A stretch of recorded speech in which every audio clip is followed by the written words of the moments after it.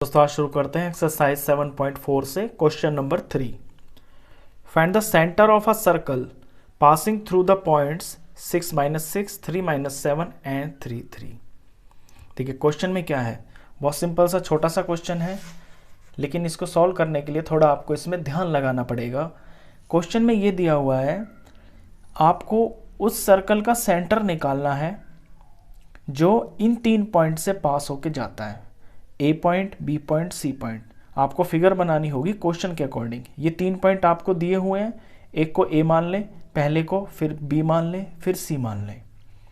अब ये जो पॉइंट है पी को मैंने मान लिया सेंटर, तो अब ए से लेके और पी तक आपका डिस्टेंस सेम होगा, बी से लेके पी तक भी आपका डिस्टेंस सेम होगा, और सी से लेके पी तक भी आपका डिस्टेंस सेम होगा, क्योंकि ये जो पॉइंट्स हैं ये सर्कल के ऊपर लाई कर रहे हैं और ये सेंटर से पास हो रहे हैं।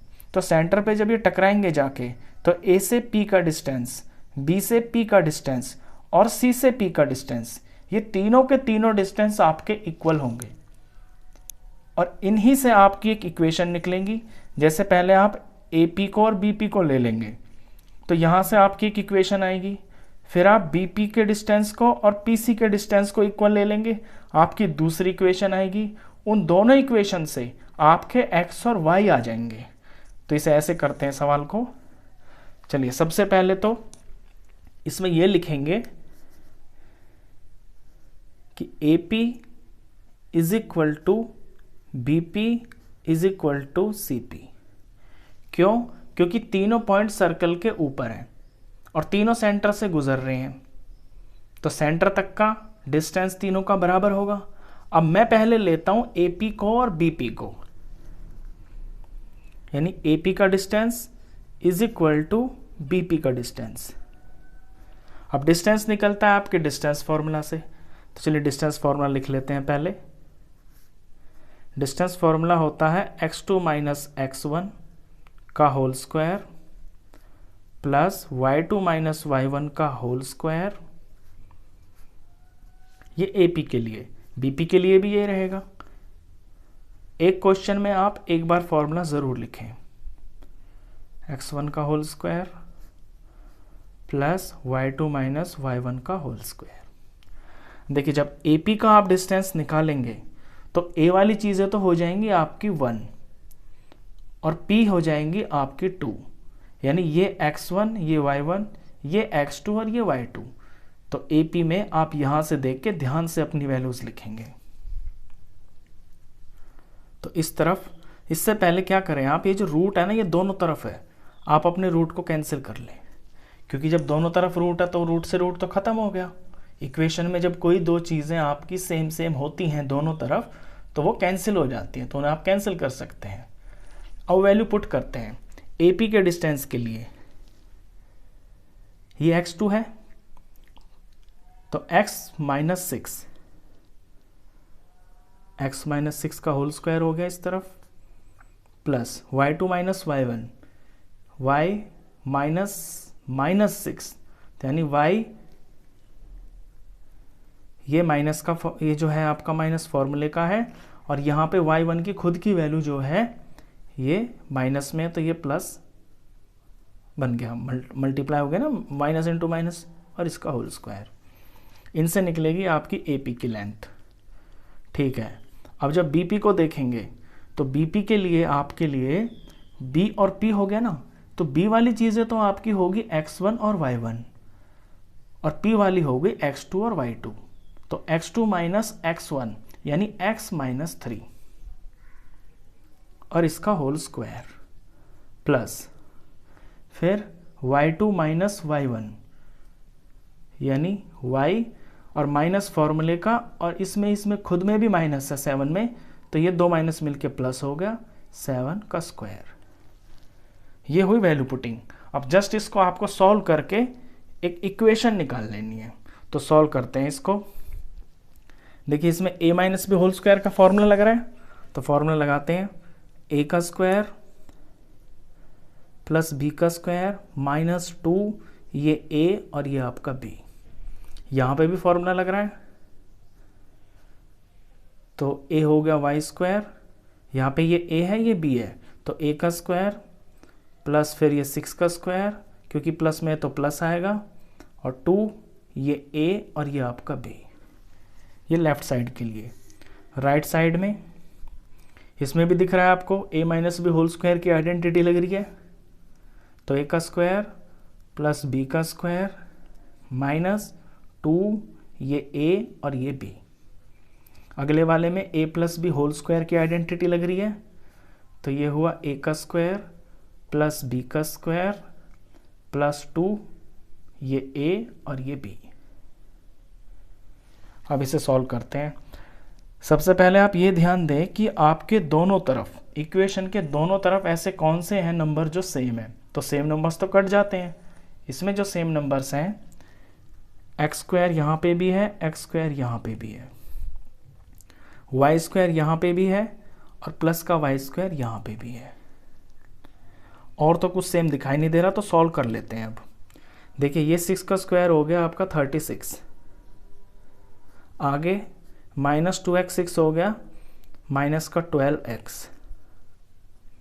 फिर आगे बढ़ते हैं, ये 6 का स्क्वायर 36 हो गया, 6 6 36। आगे बढ़ते हैं तो 6 2 12 और प्लस का 12y। इस तरफ देखते हैं। अब यहाँ 3 का स्क्वायर हो गया 9 और 3 2 6 और माइनस 6x। आगे बढ़ते हैं, 7 का स्क्वायर 7 7 49 और प्लस यहाँ पे 7 2 14y। ये हो गया मेरे दोनों तरफ सॉल्व। अब इन सबको मैं एक तरफ ले आता हूँ अपनी इक्वेशन बनाने के लिए। तो सबसे पहले मैं x को लिखूंगा, तो यहाँ से x उठाता हूँ, माइनस का 12x, और इधर से x को लेके आता हूँ, ये माइनस का 6 है ना, ये इधर आके आपका प्लस 6x हो जाएगा। अब लिखूंगा मैं y को, लेफ्ट साइड में y है प्लस का 12y और राइट साइड में है y आपका प्लस 14, तो इधर आके माइनस 14 हो जाएगा। अब लेता हूँ अपने नंबर्स को। नंबर्स में इस तरफ 36 और 36, ये दोनों मिलके मैं डायरेक्ट यहाँ पे 72 लिख लेता हूँ, क्योंकि 36 प्लस 36 72 होता है। अच्छा, यहाँ पे आपका क्या नंबर है, यहाँ पे है 49 और 9, 49 और 9 दोनों मिलके 58 हो गए, और दोनों प्लस में है ना, तो प्लस के 58 हो गए, तो जब ये इधर आएंगे तो माइनस 58 हो जाएगा, इज इक्वल टू 0। अब सिंप्लीफाई करते हैं, तो माइनस 12x और प्लस 6x, ये आपके माइनस के 6x हो गए, क्योंकि प्लस माइनस माइनस होते हैं। 12 में से 6 गया, 6 आया और बड़े का साइन आता है। y पे ध्यान दें, प्लस का 12y है माइनस का 14y है, यहाँ भी प्लस माइनस माइनस हो जाएंगे, यानी कि 2y आएगा, और जो बड़ा है वो माइनस में है तो माइनस का साइन आएगा। अब कॉन्स्टेंट्स पे देखते हैं, 72 में से 58 जाएगा तो ये प्लस का 14 आएगा, क्योंकि प्लस का बड़ा है ना, माइनस हो जाएंगे तो 14 आएगा, और बड़ा है जो उसका साइन लगेगा तो प्लस का 14 इज इक्वल टू 0। अब इस इक्वेशन को आप सबसे पहले तो जो ना आगे वाला नंबर कभी भी माइनस नहीं रखना आप, तो इसका माइनस हटाने के लिए पूरी इक्वेशन को माइनस से मल्टीप्लाई कर दें। तो माइनस इंटू माइनस प्लस हो गया 6x, minus into minus plus हो गया 2y, माइनस और प्लस माइनस हो गया 14 इज इक्वल टू 0। अब 3 टर्म है, तीनों के तीनों टर्म में आपको दिख रहा होगा कि 2 जो है कॉमन आ रहा है, मतलब 2 इनमें मल्टीपल है तीनों के अंदर। तो क्यों ना हम अपनी इस इक्वेशन को थोड़ा और छोटा बना ले, तो लिखेंगे dividing by 2 on both sides. हम दोनों तरफ इसको 2 से डिवाइड करके थोड़ा इक्वेशन को छोटा बना लेते हैं। तो जब 6 को 2 से डिवाइड करेंगे तो ये 3 आ जाएगा, और ये x। 2 को जब 2 से डिवाइड करेंगे तो 1 ही आएगा, 1 लिखने की आपको ज़रूरत नहीं होती है कोफिशिएंट में, तो ये सिंपल y आ गया। यहाँ पे माइनस 14 को 2 से डिवाइड करेंगे तो माइनस का 7 आ गया, इज इक्वल टू 0। ये आपकी एक इक्वेशन आ गई, किस किस को लेके, AP को और BP को लेके, इनसे आपकी एक इक्वेशन फॉर्म हो गई। इसे नंबर 1 रख देते हैं। अच्छा, अब दूसरी इक्वेशन जो आपकी फॉर्म होगी वो आपकी बाकी की दो चीज़ों को लेके होगी। अभी मैंने क्या लिया, AP और BP लिया ना, अभी लेंगे BP और CP। इसके लिए यहां से कर देते हैं question. Now BP is equal to CP। अब BP और CP आपस में बराबर है, तो ना तो मैं यहाँ पे अब फॉर्मूला लिखूंगा और ना पे अपना ये रूट लगाऊंगा। अब हम डायरेक्ट वैल्यू पुट करें, क्योंकि आपको पता है कि पहले तो फॉर्मूला लिखते हैं, वो आप यहाँ से देख के लिख लेंगे, फिर रूट को हटा देते हैं, वो भी आप जानते हैं।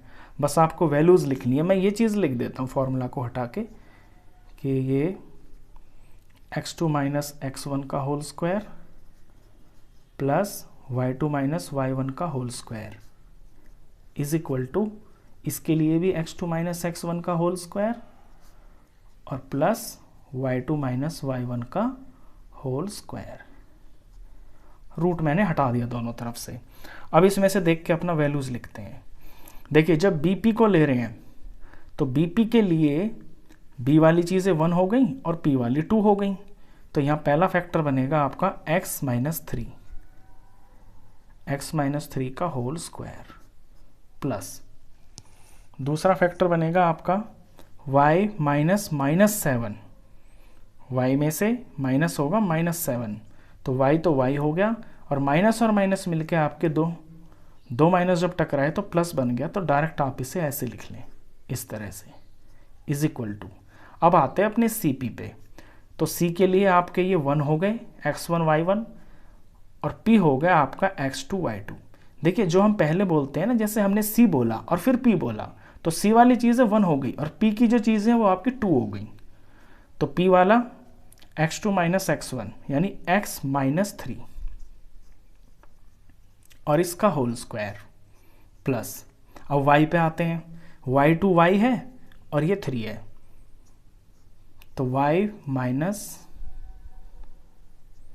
ये 3 है, y माइनस 3, ये y माइनस 3 हो गया आपका स्क्वायर। बीच में इस इक्वेशन का इक्वल टू का निशान है और दोनों तरफ आपको दिख रहा होगा कि एक फैक्टर बिल्कुल सेम टू सेम है। ये है x माइनस 3 का स्क्वायर, x माइनस 3 का होल स्क्वायर, तो इसे हम काट सकते हैं। इसे हमने काट दिया, जो बच गए इनको एक्सपेंड कर देते हैं। इनमें आइडेंटिटी लग रही है, यहाँ a plus B whole square की आइडेंटिटी लग रही है। a है मेरा y और b है मेरा 7 और आइडेंटिटी होती है a का स्क्वायर प्लस b का स्क्वायर प्लस 2, ये a और ये b।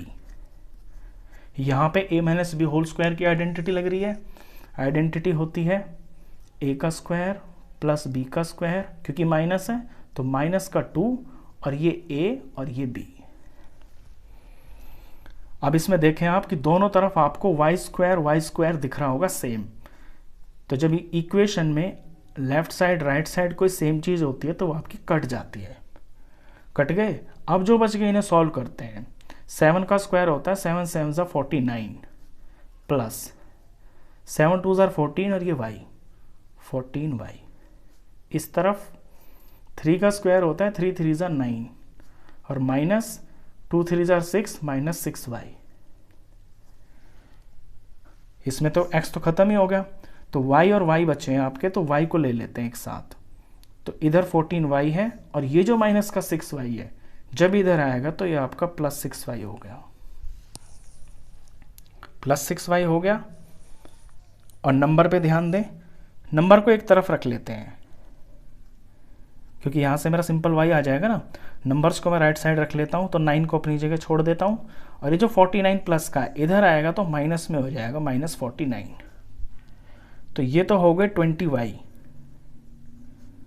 और यहाँ इसे सॉल्व करेंगे तो प्लस माइनस माइनस हो गया, तो 40 आएगा, लेकिन माइनस में आएगा क्योंकि माइनस बड़ा है। अब यहाँ से मुझे y की वैल्यू बिल्कुल साफ दिख रही है, y आ गया मेरा -40 अपॉन में ये 20, तो y की वैल्यू आ गई सॉल्व करके -2। तो देखिए y तो मुझे यहाँ से पता चल गया। मुझे पता चलाना है xd, क्योंकि जो मेरे p के कोऑर्डिनेट्स होंगे ना, जो सेंटर के कोऑर्डिनेट्स होंगे वो x और y है ना, तो x तो पता चल गया -2, y और पता चलाना है। y पता चलाने के लिए क्या करेंगे कि इस y की वैल्यू को हम इक्वेशन 1 में पुट कर देंगे। इसके बाद क्वेश्चन मैं यहां से कर रहा हूं, इसके बाद यहां है, तो लिखेंगे putting value of y is equal to -2 in equation 1। और इक्वेशन 1 मेरी यहाँ से ये आई थी 3x, और y की जगह मुझे पुट कर देना है -2, -2 -7 इज इक्वल टू 0। अब इसे सॉल्व करते हैं, तो ये आया 3x -9 इज इक्वल टू 0। तो 3x इज इक्वल टू, ये -9 इधर जाएगा, प्लस में हो जाएगा, तो 3x की वैल्यू आ गई 3x is equal to 9/3, sorry 3x की नहीं, x की वैल्यू, तो x के पास से 3 इधर जाके डिवाइड में हो जाएगा, तो x की वैल्यू आ गई 3। तो मुझे x भी पता चल गया, मुझे y भी पता चल गया। तो फाइनल आंसर क्या होगा? फाइनल आंसर आपका हो जाएगा देयरफॉर, यहाँ पे लिख देता हूँ मैं आंसर, देयरफॉर जैसा क्वेश्चन में पूछा था find the centre of a circle, तो therefore centre of circle, centre of circle, तो सेंटर ऑफ सर्कल के कोऑर्डिनेट्स यानी कि x और y, therefore centre of circle is equal to, ये x और y की वैल्यू पुट कर देंगे आप यहाँ पे, x की है 3 और y की है -2, ये आपका आंसर। तो बहुत बढ़िया क्वेश्चन था, डिस्टेंस फार्मूला भी इसके अंदर लगा आपका। आई होप आपको ये पूरा क्वेश्चन अच्छे से समझ में आया होगा। वीडियो अगर अच्छा लगा हो तो प्लीज़ इसे लाइक करना, शेयर करना, और 10th क्लास का कंप्लीट मैथ्स पढ़ने के लिए आप इस चैनल को भी सब्सक्राइब करना। Thank you.